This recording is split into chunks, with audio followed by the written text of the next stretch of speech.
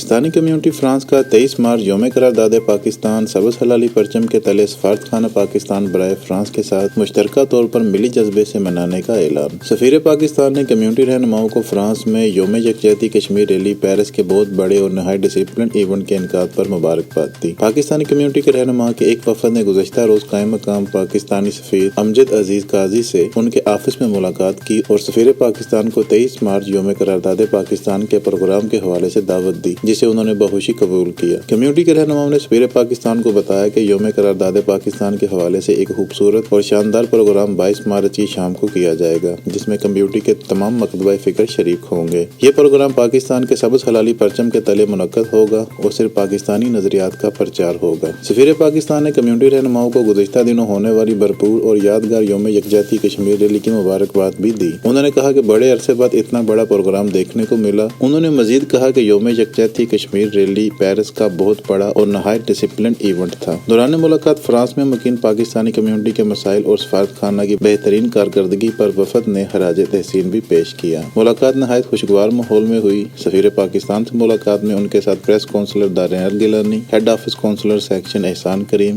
Second secretary Arsalan Mir بھی موجود تھے، جبکہ کمیونٹی کے وفد تحریک انصاف فرانس کے سینئر رہنما یاسر قدیر، پاکستان بزنس فورم فرانس کے چیف کوآرڈینیٹر صاحبزادہ عتیق الرحمان، مسلم لیگ کاف فرانس کے صدر چودھری منیر احمد وڑائچ، انجمن فلاح دارین فرانس کے کاشف شیخ، اوورسیز فورم فرانس کے چودھری ابو بکر گوندل اور سینئر رہنما تحریک انصاف چودھری مظہر گوندل بھی شامل تھے۔ 33 نیوز پیرس فرانس۔